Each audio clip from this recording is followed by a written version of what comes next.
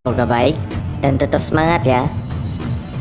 Guys, kali ini kita akan membahas alur cerita sebuah film yang bergenre drama sejarah yang disutradarai oleh Santosh Sivan. Film ini menceritakan kisah awal kehidupan Raja Asoka dari dinasti Maurya pada abad ketiga sebelum Masehi. Cerita ini dimulai saat Kaisar Chandragupta Maurya, kakek Asoka dari dinasti Maurya, memutuskan untuk memeluk Jainisme dan menurunkan tahta kepada anaknya yang bernama Bindusara. Singkat cerita, beberapa tahun kemudian Bindusara yang kekuasaannya segera akan berakhir karena Raja Bindusara yang sudah sekarat dan segera akan turun tahta. Namun, ada dua calon yang akan menjadi penerus kerajaan, yaitu Susima yang merupakan pilihan Bindusara dan saudara tiri Susima yaitu Asoka. Persaingan di antara para pangeran membuat Raja Bindusara tidak merasa senang. Bindusara yang lebih memilih Susima untuk mewarisi tahtanya memerintahkan Permaisuri Dharma untuk mengendalikan putranya Asoka. Permaisuri Dharma yang tidak lain adalah ibu Asoka meminta Asoka untuk sementara waktu meninggalkan ibu kota untuk menjalani kehidupan manusia biasa. Karena permintaan ibunya itu, Asoka pun pergi meninggalkan kerajaan. Kemudian dia menyamar dengan mengganti namanya menjadi Pawan. Dari situlah petualangan ini dimulai. Baiklah, tanpa berlama-lama, silahkan pakai headset kalian, cari posisi terbaik, dan kita akan ceritakan alur cerita film yang diberi judul Asoka the Great. Semoga channel ini bisa menghibur kita semua. Terima kasih buat kalian yang sudah mendukung channel ini. Semoga kalian selalu sehat dan rezeki kalian selalu dilancarkan.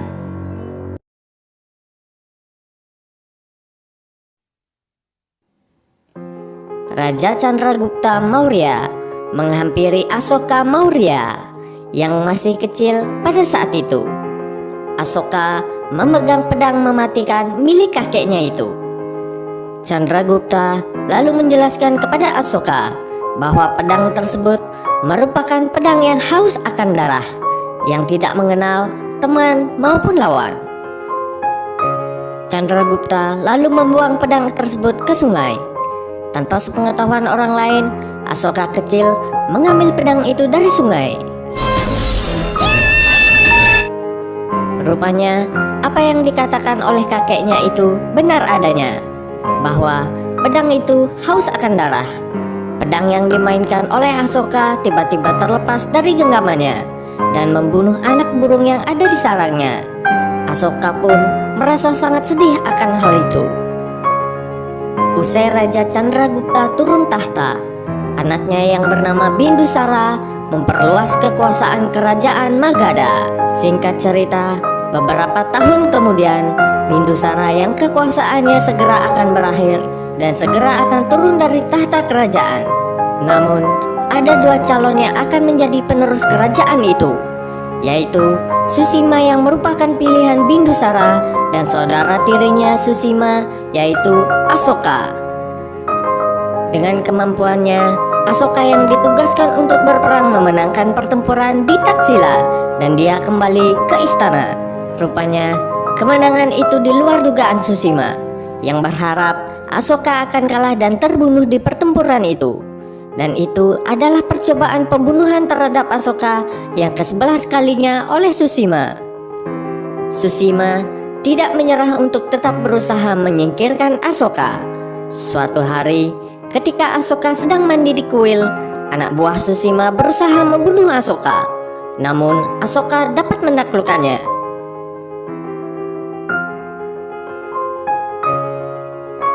Suatu hari, ibu Asoka tidak ingin berbicara dengan Asoka sampai permintaannya terpenuhi agar Asoka meninggalkan Magadha dan menjalani kehidupan yang biasa, dan tidak ada yang boleh mengetahui kalau dirinya adalah Pangeran Asoka. Rupanya ibunya mendapat tekanan dari Susima dan Bindusara serta demi melindungi Asoka. Asoka yang sangat menghormati dan menyayangi ibunya itu menuruti permintaan ibunya. Dia pun pergi meninggalkan Magadha. Dalam menjalani kehidupannya sebagai orang biasa, Asoka menggunakan nama samaran, yaitu Pawan. Saat perjalanannya sebagai manusia biasa, dia bertemu dengan seorang biksu. Dan biksu itu berkata kalau Pawan bukanlah orang biasa, dan mengatakan baginya menjadi raja adalah biasa. Takdir Pawan melampaui takdir seorang raja. Dan akhirnya dia pun sampai di perbatasan Kalingga. Pawan berbaur dengan penduduk di sana, dan nasib baik pun menghampirinya. Tanpa sengaja, Pawan bertemu dengan seorang perempuan yang paling cantik di kampung itu. Dan seperti biasa, seperti film Bollywood yang lainnya, pertemuan itu diselingi goyang India. Tapi saat itu Pawan belum mengetahui nama gadis itu.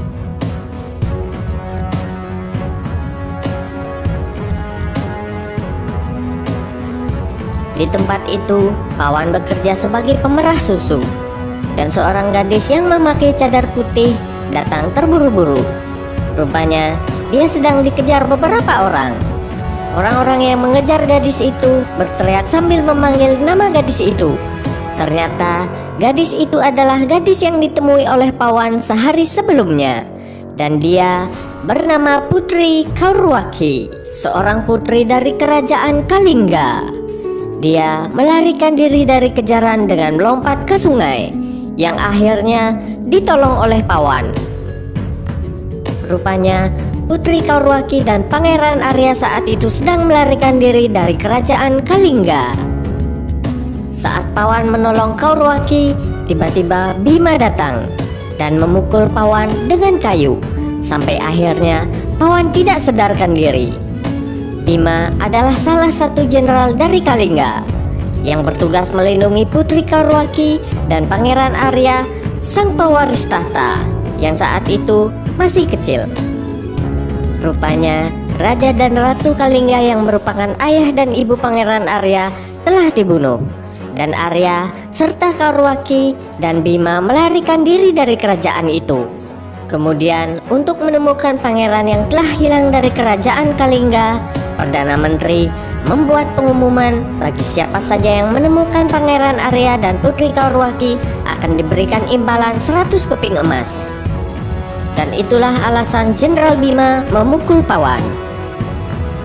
Kaurwaki karena merasa berhutang budi dengan Pawan, dia pun merawatnya hingga Pawan siuman dari pingsannya. Disitulah mereka mulai dekat.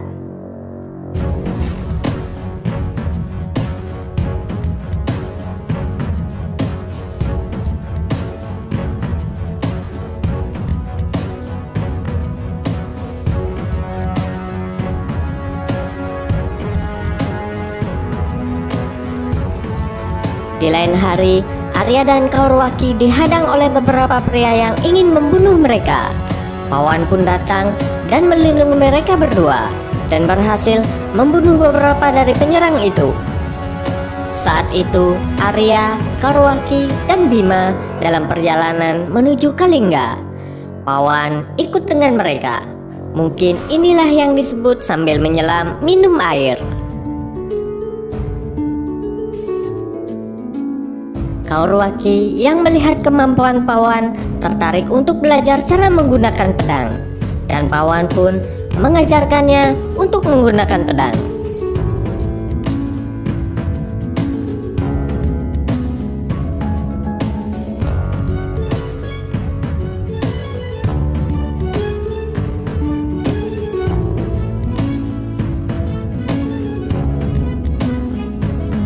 Hubungan mereka pun semakin dekat, dan mereka akhirnya saling jatuh cinta.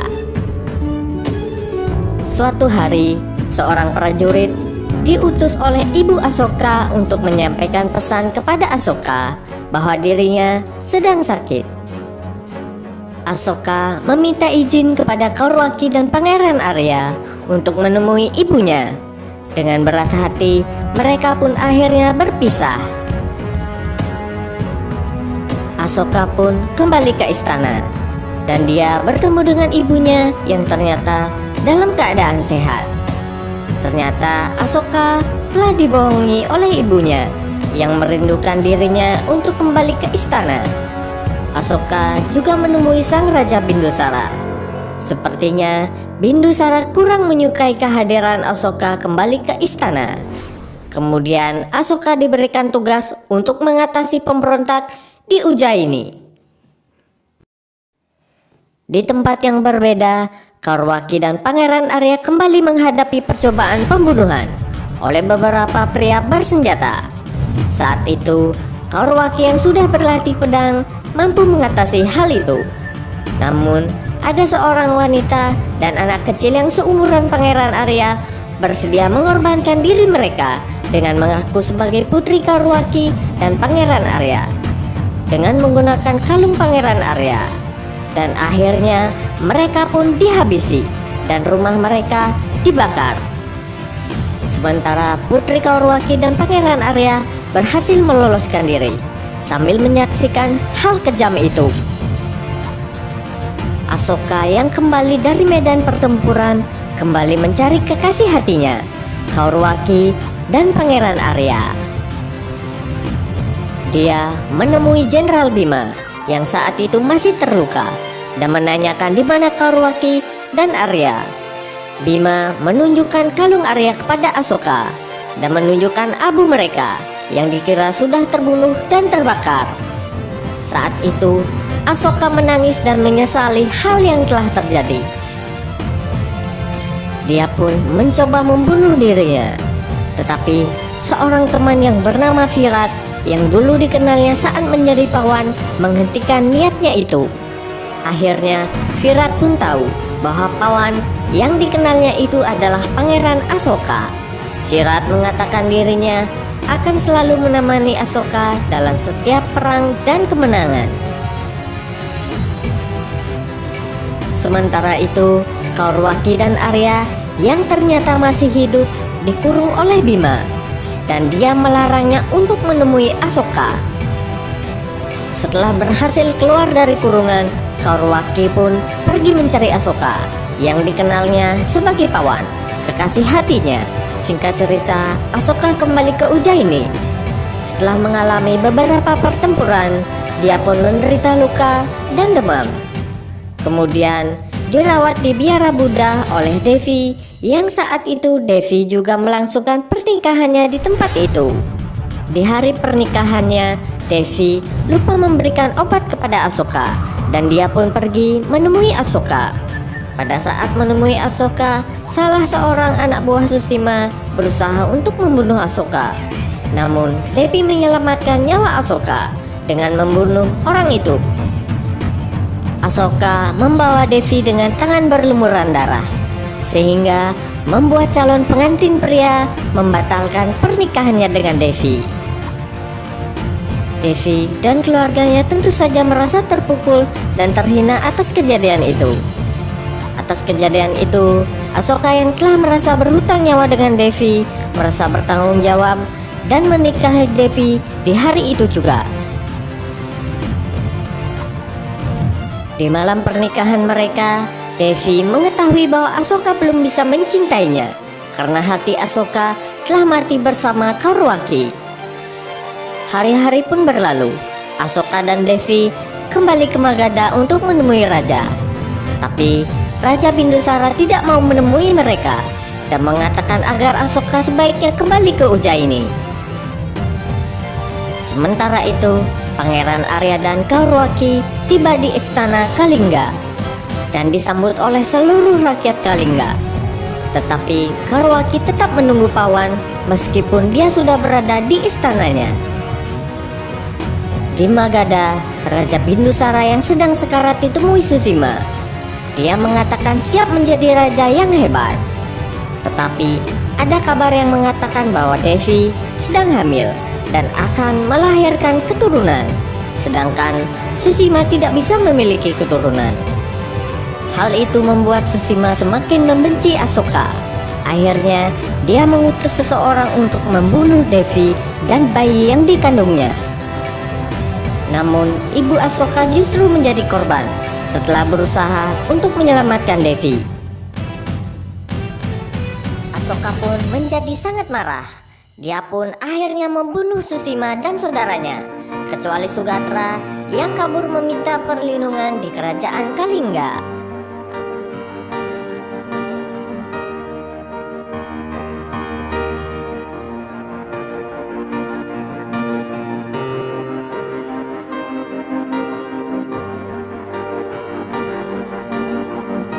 Dengan kematian Susima, Asoka pun menjadi raja. Dia pun semakin hilang kendali dan semakin gila perang. Dia akan melakukan apa saja untuk memenangkan peperangan. Atas kekejaman Asoka itu, Jenderal Bima dari kerajaan Kalingga menyerang kamp pasukan Magadha dan berhasil membunuh beberapa pasukan Magadha. Kemudian Jenderal Bima mencari Raja Asoka dan mencoba untuk membunuhnya. Tetapi usaha itu berhasil digagalkan oleh prajurit Magadha. Jenderal Bima yang saat itu sedang terluka berhasil kabur kembali ke Kalingga. Sementara Sugatra yang ikut dalam upaya itu tertinggal di Magadha dan berhadapan langsung dengan Asoka. Tentu saja Asoka bukan tandingan Sugatra, dan Sugatra pun tewas saat itu. Jenderal Bima sesampainya di Kalingga juga akhirnya tewas akibat luka-luka yang dideritanya.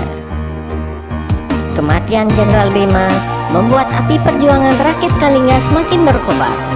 Mereka pun menyiapkan pertempuran habis-habisan.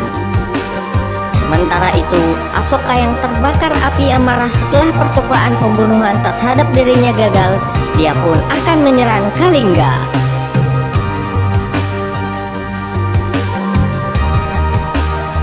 Pertempuran besar pun tidak bisa dihindarkan.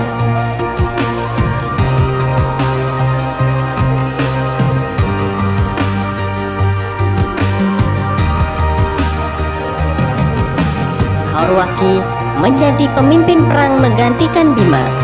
Dalam pertempuran itu, Kaurwaki sangat terkejut saat melihat Asoka di hadapannya. Kawan yang selama ini dia cintai rupanya adalah Raja Asoka. Asoka yang tidak mengetahui keberadaan Kaurwaki, dia pun menghancurkan pasukan Kalingga.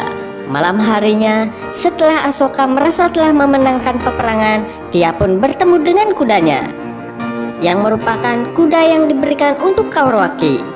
Asoka dengan tertatih-tatih mencari keberadaan Kaurwaki. Asoka pun menemui Kaurwaki yang saat itu dalam kondisi terluka. Kaurwaki meminta agar Asoka membunuhnya juga. Asoka merasa sangat bersalah. Dia meminta maaf kepada Kaurwaki. Tidak lama kemudian, Pangeran Arya datang dengan busur panah yang masih tertancap di tubuhnya. Pangeran Arya pun tidak mampu bertahan dan akhirnya meninggal. Dan Asoka pun sangat menyesali perbuatannya. Setelah kejadian itu, Asoka lalu membuang pedang mengerikannya ke sungai, seperti apa yang dilakukan oleh kakeknya dahulu. Dia kemudian mendekatkan diri dengan agama Buddha. Di narasi terakhir film ini, Asoka tidak hanya membangun kekaisaran besar, tetapi juga menyebarkan agama Buddha dan perdamaian